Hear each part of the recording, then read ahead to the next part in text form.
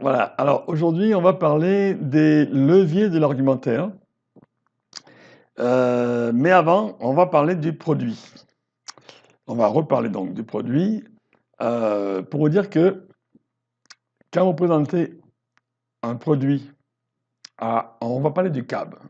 Le CAB, on appelle ça le CAB, C-A-B-B, caractéristiques du produit, caractéristiques du produit, avantages, bénéfices et, si possible, bénéfice-bénéfice. Bon, quand vous présentez votre produit, il vaut mieux que votre produit, dans son nom déjà, on puisse découvrir son utilité. Hein? Pourquoi pas? Par exemple, moi, ma formation, vous voyez, elle s'appelle Me réaliser dans la vente. Bon, elle aurait pu s'appeler force de vente, hein, ou école de vente, ou la vente en ligne, pourquoi pas? C'est pas mauvais. Mais me réaliser dans la vente, dans me réaliser dans la vente, il y a me réaliser, c'est-à-dire que vous voyez tout de suite que cette formation, elle a pour but de amener les stagiaires, les gens qui vont la suivre, à pouvoir se réaliser, à pouvoir s'épanouir. Et s'épanouir dans quoi? Dans la vente. Voilà. Donc le nom du produit, déjà, vous indique tout de suite son utilité. Et ça, c'est déjà la première marque, c'est déjà très important. Alors, beaucoup de vendeurs font l'erreur de rester au niveau purement technique, descriptif du produit. Et en fait, votre rôle, ça va être de vous placer du côté du client et de regarder, en fait, de lui parler un langage qui suit son propre intérêt. Ouais. L'intérêt du CAP, en fait, c'est de pouvoir parler des attributs du produit, parce qu'à un moment donné, il faut bien en parler, quand ça, sa taille, sa couleur, sa puissance, son format, tout ça, pas de problème, mais dans le seul but d'en montrer les bénéfices de ce produit et les attributs qu'il apporte au quotidien à votre client. Bon, le but étant évidemment d'éviter de s'étendre sur des sujets qui n'intéressent pas le client. Hein. Quelle dimension il a, vous pouvez l'avoir en bleu, jaune ou rose, ça intéresse très très peu le client. Ce qui l'intéresse au client, c'est qu'on lui parle de lui, de sa problématique, de son problème, de comment on va résoudre cet appareil, comment il va résoudre son problème, ou bien créer son plaisir, hein. Peu importe. Hein. Toujours pareil, n'oubliez jamais que le client n'achète pas un produit, ni une méthode, il achète ce à quoi il sert. Donc, on va voir caractéristiques, avantages, caractéristiques du produit. Ce produit qui est là pourquoi? Pour donner un avantage. Cet avantage, ben, il va créer un bénéfice et pourquoi pas le bénéfice du bénéfice. Alors, je vous ai fait, évidemment, ce que je suis en train de défiler, vous l'avez en PDF à télécharger, qu'il faut surtout télécharger, parce que vous avez des exercices à faire dessus. Alors, je vais vous donner rapidement 2 exemples de CAB, parce que vous allez devoir en faire après, vous créez vos propres exemples. 2 exemples de CAB. Alors, les caractéristiques. Caractéristiques, par exemple, on va prendre l'aspirateur. Bon, il va avoir un nom, cet aspirateur, qui va suggérer l'utilité qu'il va avoir, rien que dans le nom. On va l'appeler, je sais pas, je dis n'importe quoi, Aspirevite, Aspirevite, Aspirevite 2000. Hein, bon, Aspirevite 2000, parce que c'est un aspirateur, il fait 2000 watts, il aspire vite. Alors, son avantage, ça va être qu'il aspire mieux que les autres, et plus vite. Ça, c'est l'avantage. Mais quel bénéfice je tire de l'avantage? Mais par exemple que j'ai un gain de temps. Bon, mais là, je vais le faire en un quart d'heure au lieu de le faire en demi-heure. Et ce quart d'heure que je gagne, ben, ça va être le bénéfice du bénéfice parce que je vais en faire quelque chose de ce quart d'heure que je gagne. Ben, je vais le passer en famille, par exemple. Alors, mieux encore, plus facile, vous allez voir le produit minceur. Pardon. Bon, le produit minceur, vous allez appeler je mange quand je veux. Hein. Par exemple, bon, ce qui veut dire que vous allez maigrir sans vous priver. Hein. Maigrir sans me priver. Trouver un nom original, mais qui veut dire, au simple nom, on a compris quelle est l'utilité du produit. Alors, l'avantage, mais l'avantage va être perte de poids. Mais perte de poids, pourquoi faire? Mais pour quel bénéfice? Voilà, hein, c'est ça qu'il faut expliquer au client. Le caractéristique, l'avantage et tout de suite après, ce qu'il veut savoir, lui, c'est les bénéfices qu'il va en tirer. Ben, les bénéfices, ça va être, par exemple, que vous allez gagner une belle silhouette. Et si vous allez gagner une belle silhouette, ben, quel bénéfice vous allez en tirer d'avoir gagné une belle silhouette, de bénéfice du bénéfice? Ça va être que vous allez avoir plus confiance en vous. Et si vous avez plus confiance en vous, ben, vous allez peut-être, le bénéfice du bénéfice du bénéfice, trouver plus facilement l'âme sœur, par exemple. Voilà.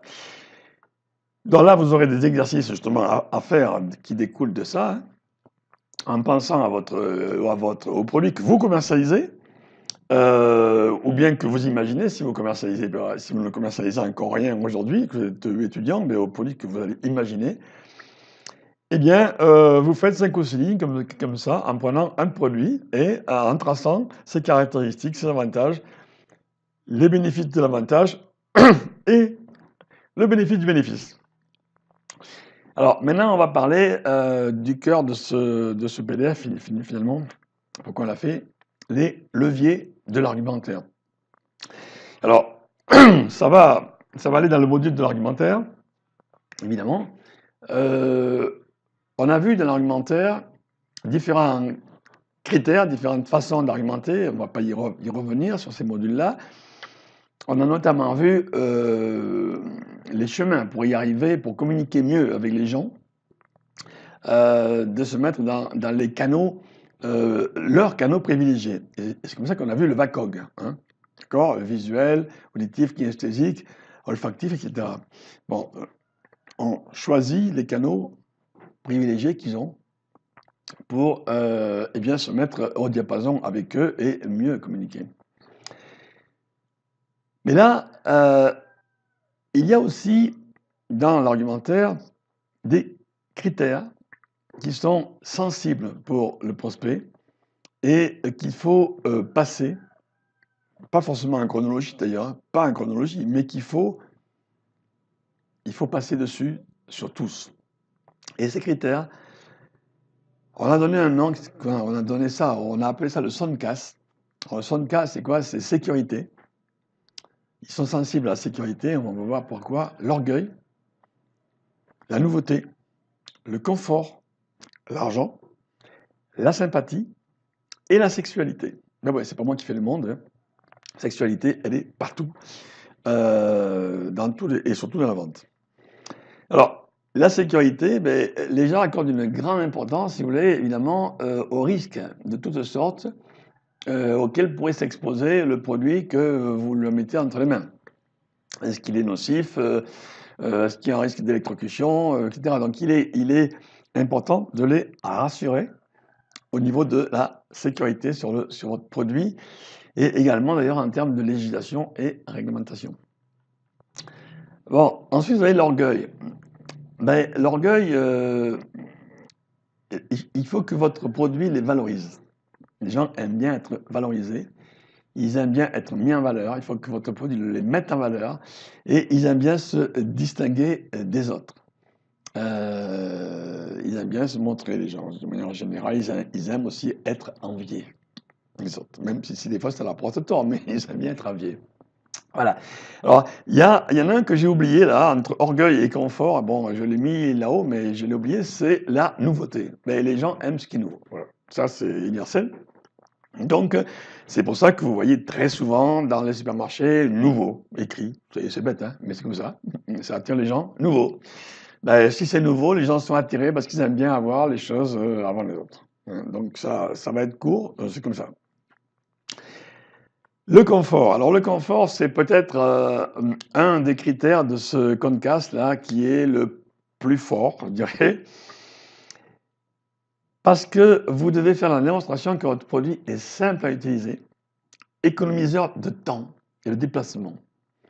Alors, surtout de temps. Les gens, vous entendez tout le temps les gens dire je n'ai pas le temps.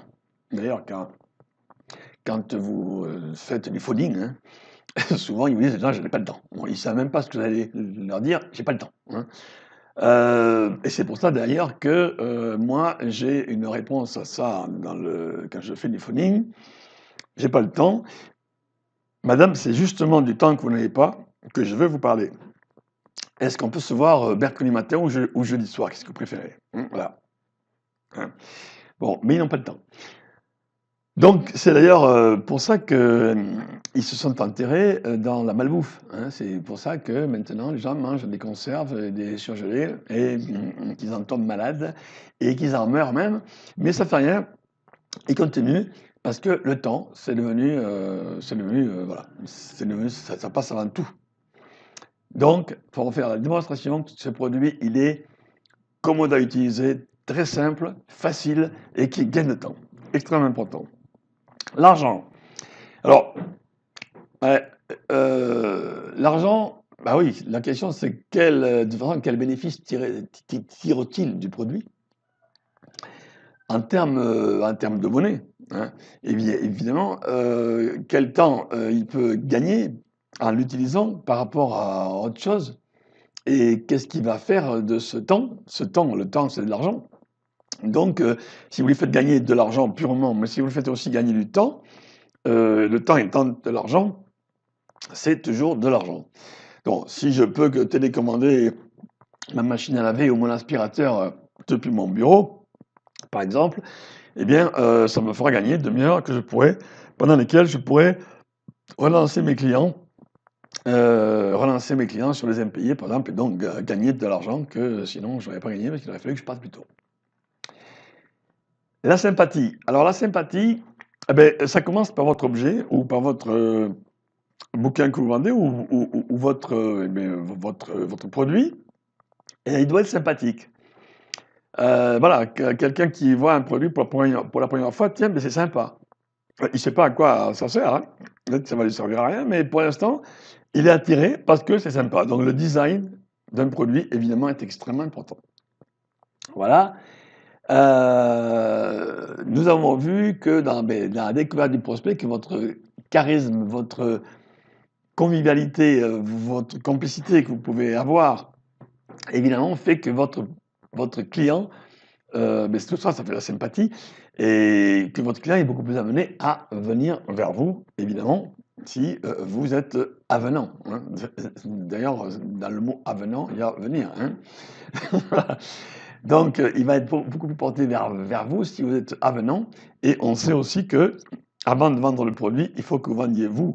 Donc, si vous vous êtes fait adopter, évidemment, et qu'en plus le produit a un beau design, c'est bien parti. Et la sexualité. Alors, la sexualité, elle est partout. Votre prospect ne sera pas insensible à trouver dans votre produit un espoir de gratification de la part du sexe opposé, par exemple.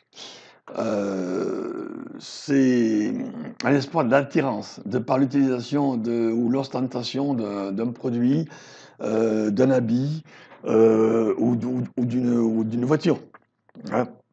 Une voiture est souvent un outil de séduction, par exemple, hein. Alors évidemment, il sera intéressant de trouver une formule, je ne vais pas vous la trouver là, mais dans les exercices qui suivent, ben, vous allez devoir le faire. Il sera intéressant de trouver une formule élégante, soft, pour donner cette touche de sexualité de votre produit. Et attachez-vous toujours donc à trouver un lien entre le produit et les bénéfices. Et si possible, le bénéfice du bénéfice, comme on l'a vu tout à l'heure.